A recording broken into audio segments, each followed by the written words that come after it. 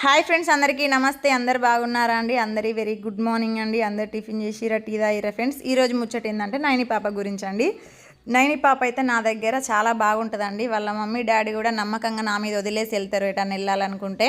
ఎందుకంటే పిల్లలకు నా దగ్గర ఉండడం అంటే ఇష్టం. బట్ వాళ్ళ అమ్మ నాన్నకు కూడా ఈమె బాగా చూసుకుంటుందని ఒక నమ్మకం కలిగితే నా దగ్గర ఉంచి వెళ్తారండి.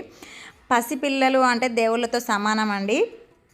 ఎందుకు ఈ మాట అంటున్నానంటే, పిల్లల ముందు మనం మంచి చేసినా తెలుస్తుంది, చెడు చేసినా తెలుస్తుంది. పిల్లల దృష్టిలో ఇది అని పడిపోతే ఎప్పటికి కూడా వాళ్ళ దగ్గర మనం స్థానాన్ని సంపాదించలేమండి. ఎందుకు అంటున్నానంటే ఈ మాట, ఆ చిన్న పిల్లలే కదా, వాళ్ళకి ఏం తెలుసు అని అనుకోకూడదండి. చిన్న పిల్లలకే చాలా తెలుసు, మంచి తెలుసు, చెడు తెలుసు.